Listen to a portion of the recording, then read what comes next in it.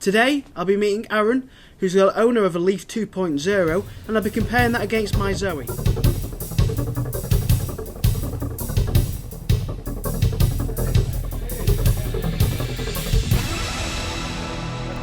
So the Leaf 2.0 has two charging sockets underneath the front hatch here, and to open it, just a little button on the key, similar to the Zoe. And then you've got two charging sockets. You've got CHAdeMO on the left and Type 2 on the right. The CHAdeMO is a slightly disappointing, only 50 kilowatts, which you would have expected maybe 100 kilowatts on the Leaf, so that's a little bit disappointing. However, the new Leaf has Type 2, which obviously they've had to install, part of new sort of EU stuff. Every car now in Europe has to have Type 2, so at least they've now incorporated the Type 2 socket in the Leaf. I said on a video last week that I thought it was only 3.3 kilowatts on the new Leaf. I was wrong. It's 6.6 kilowatts on the new Leaf, so that is good news for Leaf drivers. They can now charge at home on a 7 kilowatt charger rather than having the old rubbish 3 kilowatt charger, which I think is completely useless. If you're going to have a charger, you might as well have a 7 kilowatt charger and charge your car at a little bit of speed. But it's nice to see that you've obviously got two standards. You've got the AC and DC. Hint, hint, Renault, sorry. Maybe it's about time that you looked at putting a DC charger on your car so we could charge a little bit quicker.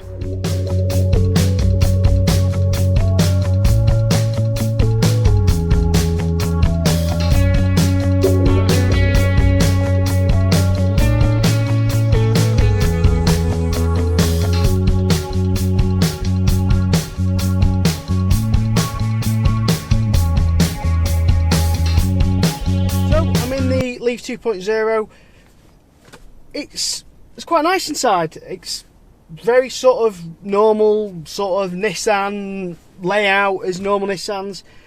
It doesn't look like the Starship Enterprise like I thought it did when I first saw the initial Leaf reports when it first came out. It's actually quite nice inside. It's very, very, very normal, like a normal type of car. So there's an analog speed log, which is a bit odd compared to the Zoe. Obviously the Zoe's got a digital speedo, so it's a bit weird seeing an analog one. You've obviously got the LCD screen on the left, which is quite neat, and then you've obviously got a touchscreen sat nav, which I've got to admit, it's really nice. It's got like a smooth finish, so it sits really nice in the dash. It looks really posh. What's really nice on this model is you've got the heated seats, which I've got to admit, in an EV, I'd be bit concerned about putting on too much, obviously, because it'd be draining pure electric, but the size of the battery obviously on the ZE40s and obviously this Nissan Leaf 2.0, the battery packs are obviously a lot larger. Power on buttons here on the right, just a little picture of a power, which is quite nice and neat. And then on the steering wheel controls, you have the Pro Pilot options, how far you stay away from distance from a car in front of you. Ooh, got a heated steering wheel, which is a nice little extra. That is a nice extra. In the winter, a heated steering wheel has got to be the best extra in the world. If you've got freezing cold hands, that is amazing. I presume that's a city button. Yeah, steering assist, so it's like a city button. So the idea of a city button is it just makes the steering wheel a bit lighter when you're driving it. You've got power folding mirrors, which make the mirrors fold in and out electronically. And then if you look on the mirror there, you've got, which is like a collision warning light. It lights up basically if someone overtakes a bit too close or in your blind spots, and it lets you know that someone's about to overtake you so you don't hit them. So that's a nice little extra to have. Obviously it's a lot bigger than the Zoe overall. I've got to admit I'm quite impressed with the seating at the front. It's very big, the back's very roomy, and it's got a huge boot. The boot is a lot bigger than I thought it would be. Aaron did a video on his channel, a link to his channel's down at the bottom here. If you want to check out his channel, check it out. He did a video where he did a trip run and how much stuff he could get in, and it's quite big. I did last week I did a run to IKEA and I fitted some furniture in the Zoe, which I didn't think was possible. So both cars, both EVs are extremely practical. Anyone who thinks that an EV is not practical hasn't driven an EV ever in their entire life. But I've got to admit, I need to stop sitting in this Leaf because I'm going to sell my Zoe and buy it. Did I just say I was going to buy a Leaf? I think I did. It is really nice. It is beautiful. The car out, I even like the outside of a Leaf. I like a Leaf on the outside. This is the best designed Leaf Nissan I've ever seen. I like it. It's not as sporty looking as the Zoe, but it's nice. The interior's better, and I can tell you now, I know for a fact, working in the motor trade, Nissans are better built than Renaults. The Zoe's the best Renault have ever built. The Zoe is the best Renault they've ever built, but they don't meet the quality of a Nissan. And if you buy the Nissan Leaf and you live in the UK, you're buying a UK made car in Sunderland, so you're helping support the UK as well as being environmentally friendly, which is a double win-win-win. You can't beat that. So Aaron's just left, and he told me a couple of things about the Leaf 2.0. One of the things he told me is you get 2 charging cables with the Leaf 2.0. You get a Type 2 to Type 2 that you'd expect with most EVs, but you also get a free granny cable included, or at least he did on the model he bought. He got a granny cable and a Type 2 to Type 2 cable included with the car, and that is quite good, really. I mean, if you think a granny cable is about £300 or £400 to buy, and Nissan are throwing in they're throwing in the granny cable for free. This brings a question which I think is a bit of an issue with Tesla. Why do they not include the CHAdeMO to Type 2 cable with their Tesla? It's a £100,000 car, and they are not including the CHAdeMO cable. And why am I bringing this issue up? Because I went to IKEA the other day, and the AC plug was taken up by a Tesla. I've got no problem with him using that plug. He was charging, he wasn't blocking it, he wasn't blocked by an ICE car like they normally are, the obviously charge points.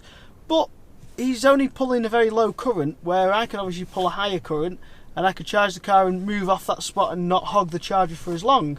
He was sat there for an hour hogging the charger, and he could have been plugging into a CHAdeMO and charged a lot quicker and moved on and not taking up the charge space. So Tesla, why are you not including this plug for free? So Aaron, what do you think of the Leaf now you've had it a couple of weeks? Yeah, I really like New Leaf. It's an amazing car to drive, it really is. I mean, it's been a month or so? Yeah, pretty much exactly a month I've had it now. And I've loved every minute. Kind of disappointed the last week or so we've had the snow, so not really wanted to get out and take us in the snow. But yeah, it's been good fun. What do you think of it in the snow? Is it? I haven't really driven it in the snow. I've tried to avoid it. New driver, you see, so right. Yeah, fair enough. Yeah. Well, to be honest, I mean, down here we've had really bad snow, and the advantage I found in the Zoe is my regen is a bit different to yours. So when I let go, I only get like half the regen that you get normally. Yeah. Because the regen on the Zoe is controlled more by the brake pedal. Oh right, so you have to actually press the brake to slow down. Okay, so that's interesting. The small advantage I get in that is if I'm going down a big hill, rather than the regen slow me down, I start sliding. I get no regen. It just pretty much free rolls with slight regen. So it's a bit easier to control. Yeah, because I've heard the regen can be quite dangerous in sort of icy conditions. Yeah. It can just essentially it's braking, which you don't want to be doing on ice. What, have you used the e-pedal at all? Yeah, but it's a bit alien to me at the moment. So what I've started doing is I've started using the Leaf calls B mode more. Okay. Where it will use stronger regen, and you've got to kind of put a bit more pressure on the accelerator before. Otherwise, it'll slow you down. Okay. So it's kind of a halfway house. And now that I'm starting to get more comfortable with that, I'm going to start using the e-pedal more. But just to transition from never driving an EV to e-pedal, yes, it's easy to use, but it's still a bit alien, and I'm not comfortable with it yet to want to use it in everyday driving. Yeah. Do you know if the e-pedal, when you're on e-pedal, does it actually use the friction materials or all regen? Both. Both, right. So it will use regen unless it absolutely can't brake hard enough. Then it will start to use the friction brakes. Obviously, when it's holding you, it will use friction brakes. The regen will only slow you down to about 3 or 4 miles an hour, and so it'll have to use the friction brake from that point onwards. Do you ever feel the need to press the brake when you're on e-pedal? You cover it sometimes, mostly because I'm new to it and I'm not entirely sure where to trust it yet. But to be fair, the braking is very, very sharp. It depends how quickly you lift it off, right? So if you gently lift your foot off the accelerator, it'll decelerate really slowly. If you take your foot off suddenly, it'll slam on the anchors. You kind of lurch forward. Oh, right, okay. So it's really aggressive. But it's it tries to react to how smoothly you take your foot off the controls. So if you calmly take your foot off the pedal, it will gently come to a stop. If you snatch your foot off, it thinks something bad's happening, so it'll brakes. Yeah. And does it use the Distronic sensors at the front, obviously the radar sensors at the front for the braking part of the e-pedal, or not? It doesn't use that as part of the e-pedal. It has the emergency braking assist. It will use if it thinks you're going to crash, but it won't use it as part of normal driving. If you've got ProPilot on, you can enable that, and ProPilot will use the radars to slow you down and do stop-start traffic management, but that's separate from what e-pedal does.